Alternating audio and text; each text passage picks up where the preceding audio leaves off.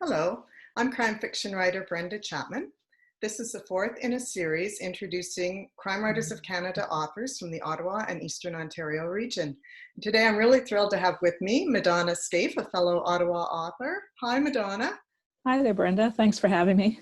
Thanks for joining me. Now, we met years ago at a Capital Crime Writers meeting, and our paths have crossed a lot ever since over the years.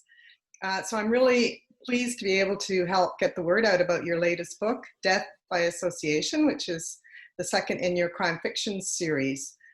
But before we talk about your book, could you tell me a bit about your road to publication, and were you an overnight success? Well, not hardly. I mean, like if I lived on a planet where the day took several years, maybe, but no, it's been a very long road. I started submitting stories and after university. I wrote all my life.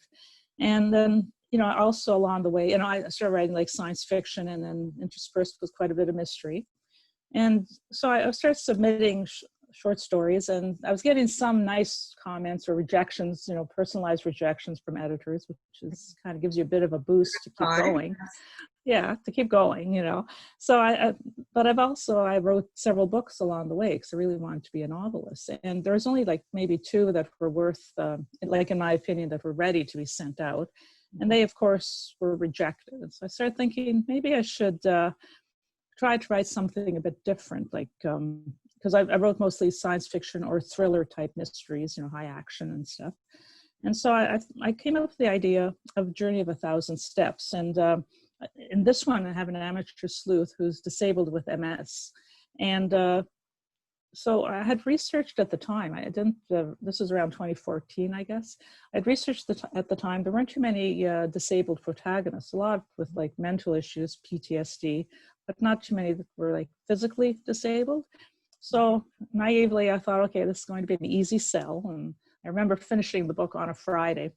And I thought, well, great, I'm going to spend the whole weekend, researching, making a list of all the publishers. I was going to send my book out to everybody on Monday. But by the end of the weekend, I discovered that, unknown to me, I hadn't been paying attention. The publishing world had changed, and a lot of the houses merged, and many of them wanted agents by this point. Mm-hmm. So I thought, okay, I'm going to just take a day off, take a deep breath. And then I made a list of several publishing houses and actually some agents that, that I started to submit to. And about a year later, I was also making pitches at conventions to various agents and editors. And so about a year later, I attended a convention here in Ottawa. It was called CanCon, and it's a mixed genre convention. And I found that, they had pitches available. So I pitched to Renaissance Press, and it went well, and they actually bought my book. So that's my overnight success story. That's great. It is a long road often to getting that first publisher to accept your book. Tell me, Madona, has the pandemic changed your writing routine? I guess my routine, I've never really had a routine. I always envy people that can get up and they write for so many hours. And, I'm just not a morning person. But if I'm under deadline, I can write like round the clock. And I've never missed a deadline. So all you editors out there or publishers, keep that in mind. But anyways, I found, though, that I guess that's not true. I think I am writing more. One of the things is I'm not being distracted by, I like staying home, mm-hmm. and I'm not being distracted by having to go out. Excuse me. And, to things like exercise class, doing groceries or visiting people. And so now, even doctor's appointments are on the phone. So now I'm enjoying staying home and just spending my time the way I want to do it. And I am actually focusing more, and I'm working more, on my own stuff. So that's great, because I think a lot of authors are having mixed feelings about being home all the time. And yeah, well, actually, it's pretty lucky. My husband works at home, but he's in the basement. My daughter's doing her master's. She's in her room. So I'm still alone. And the only thing that I guess has suffered is I'm having trouble reading. I'm not reading as much as I used to or as fast, but at least I've got the writing. So I'm fine with that. Now, Madonna, you've been very open about having multiple sclerosis, and your lead character, Naya, develops MS in Journey of 1,000 Steps, the first in your mystery series. How have you balanced Naya's physical limitations with her investigative duties or activities? I guess some of it is like my understanding the balancing act, you know, of trying to balance all the things with your symptoms. And I was able to weave it into the story without sounding like I'm preaching, you know, in the book or something. And well, one thing about MS, I'm not sure how much you know, like it's, the symptoms vary from person to person. I guess the easiest way to explain it is that, you know, your nervous system gets like an inflammation, just a little spot somewhere. And when it heals, it's just like a little, you know, hot spot. And then when it heals, it leaves like a scar or a lesion, and that's what's left behind winds up interrupting the neural conduction. And depending, like that's the electrical signal that moves to various parts and affects things, or makes them work properly. And so, I mean, you get a variety of symptoms depending on where the damage is, either in the nervous system or, you know, the brain. And you can have like balance, vision, numbness, memory. And so I had, you know, so when I was creating Naya, I drew on various symptoms from different people I know that have MS, that have different ideas. And the opening part where she's has her attack, she's completely paralyzed, it's actually based on a friend of mine who woke up one morning and she was totally paralyzed, couldn't move, couldn't speak. I mean, it was just terrifying, but it wore off through the day and she recovered completely. Oh. And so I found too, like in, when you're reading a story, like a detective or amateur sleuth stories, the protagonist runs around, like sometimes literally, investigating. So I wanted Naya to be forced to have to overcome her mobility issues. So I gave her like a weak left leg, and which is similar to mine. That's my problem, is like, that's why I have to use a cane or a walker. Mm-hmm. And but mostly I wanted her, the reason it's the left leg was because I wanted her to be able to drive. And so, you know, another symptom is fatigue. And it's not like, you know, you're just being a little bit tired. It hits you and you can just barely move. So she has to learn to pace herself through the book. And she's still like, she's not allowing anything to stop her, even, you know, her weakness and stuff. And so around. Yeah. You worked around it. Yeah. Well. Yeah. Yeah. So that's why I thought that would work out. Yeah. Well, and it has. So Death by Association is the follow-up book to Journey of 1,000 Steps. Could you tell us where the stories are set and what is the premise of the series? Okay, well, they're both, the series is set in Ottawa, and basic premise is like what happens when you take a very active person, an athlete, and turn their life upside down? Like, how do they cope? Mm-hmm. And so like I created Naya, and she's like the co-owner of a computer security company, and she runs marathons in her spare time.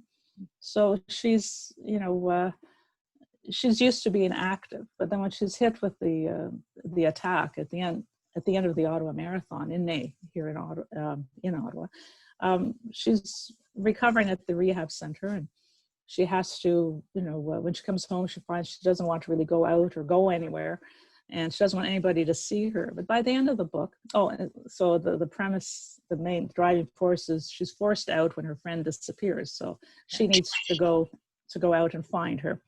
And so by the end of the book, she's beginning to accept this. And then in the sequel, I should show you what it looks like. Yes. This is, this is the first book.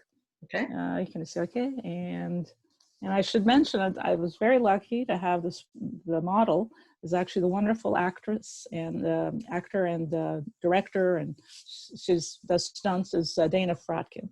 Yes. So she very nicely agreed to do both covers for me. So anyways, in the second book, she's, I lost track of what I was saying, but in the second book, she basically is still recovering, but she's more mobile, more open about moving around. And that's when she meets she meets Larson Rask, who rolls into her gym. He's in a wheelchair, and he seems like he's at first, like she's impatient with him, and it seems like, okay, maybe he's just trying to understand things. And so she's trying to be nice to him until the police, tactical squad, swoops in and arrests him on 3 counts of murder. And Wow. so she's thinking, oh no, you know, was he grooming me to be number 4? So Yeah, well, that sounds great. Really interesting premises. Now, you've written both crime fiction and science fiction. And do you plan to focus on one genre more than the other moving forward? Is there a third book in this series coming? well, I mean, I'll just, for the first one, like I don't know where ideas come from. I know authors are asked that all the time. I just sit there and a flash of a scene comes to me, and then sometimes I'll populate it, sometimes I get a character, and then I let them brew in my head, and then they tell me what the story is. So whether it's a mystery or science fiction, it's not my choice, it's their choice, because they are living people. They have to be nice to them. And Well, as far as a third book, I really, there wasn't supposed to be a second book, because when I first wrote it, I said, no, that's it, no more. And everybody was bugging me, and I refused. But then I came up with the idea of the triple murder. And then I said, no, that's definitely it. I have other projects I want to work on. And sure enough, I went to Prince Edward County last year in the fall for our anniversary. And we rented a cottage for a week and was there for a week absorbing everything. And sure enough, because I, enjoying the wonderful scenery, and the first thing I can think of is, well, what if Naya now investigates a cold case murder? So yeah, there's going to be a third one, and I don't have a title yet, but. Funny how when you're out and about doing things, you can envision a murder. Oh, well, that's right. So now I'm going to end with Okay. some quick questions to gain more insight into Madona Skaff. And number 1, where did you grow up, Madona? Here in Ottawa. Okay. And what did you study in university? Well, I got an honors Bachelor of Science degree in biology, specializing in cell biology. Okay. What was your job before writing? I was a research technologist. I started out in biology, but then somehow I wound up working in mining research, and that was great. Got to go underground in many types of mines and visit plants and things. And yeah. So, yeah. What are your interests aside from writing? Well, reading, of course, I guess that goes hand in hand. But also, I mean, I used to play the guitar, and I guess sort of felt, stopped. So I'm taking it up again, and I'm just trying to get the calluses on the fingers to work. The pandemic has people starting up a lot of hobbies they let slide. Well, that's right. Yeah. Yeah. What is your idea of a perfect day? Actually, being alone, surprisingly, and actually sitting out like this whole summer, spring, summer, as soon as it got warm, my dog and I were out on the back deck, and we're just like, I was either reading or writing or just looking at clouds going by, and dog chasing squirrels and fighting with chipmunks, and it was like really quiet. That's one thing I remember, that there weren't any airplanes. I live near the airport. Didn't hear the sound of an airplane. No people were out. It was just really surreal.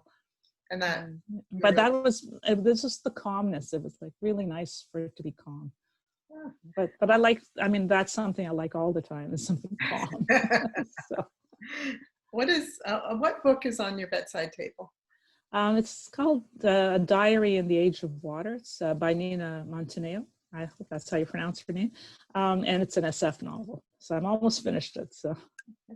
And finally, what's something people might be surprised to learn about you? Besides that you like being alone. Well, I guess a lot of my friends, well, not a lot, some of my friends know that I used to have a private pilot license, and very few know that I took a trip. I flew myself and 3 other people out to PEI, and we're over, I think, eastern Quebec, but it was very hilly, and the weather started getting bad, and the clouds are forcing us to fly lower and lower, and it was getting harder to fly in a straight line because of the hills, right? And so I was eyeing this beautiful little field to do a little, not crash landing, emergency landing, but then I saw a private airstrip, and I landed there. We waited, had to stay overnight, and the weather got better, and we left. You flying after that, Madona? I flew for quite a while after that, but then various circumstances and stuff, and it was pretty expensive, and I wasn't, like, when I first graduated from university, it was hard to get a permanent job, so I wasn't really justifying spending the money on that kind of luxury, and then after a while, that's it. Interesting life. Yeah. So where can people go to find out more about your books and more about you? Or do you have a website? Well, you can go to my website. It's MadonaSkaff.com. Books are available from Renaissance Press, but you can also go to my website and you can find all the links and things there. And if you're in Ottawa, it's available at Perfect Books, Books on Beechwood, and Indigo in Barhaven. And in Toronto, it's Sleuth of Baker Street. And I just got into this wonderful little shop. It's in Castleton, sort of halfway between Ottawa and Montreal, about 50 minutes from here. And that's Kaleidoscope Sky. So, and you can get a tattoo while you're there as well. Tattoo of your book cover? Well, no, I mean, I like years ago, I was really tempted, but with the MS, I think I'm a little bit more sensitive. And so you have to have an army hold me down because I don't think I could do it anymore. But I came so close in the past. So. We'll put your website link also in the text below this video. Oh, so okay, that'll be great. Thanks so much, Madonna. It was great chatting with you. And, yeah, had lots of fun, Brenda. Thank you so much. Yeah, and I hope we meet up soon. Yeah, in person, that would be nice. Bye now.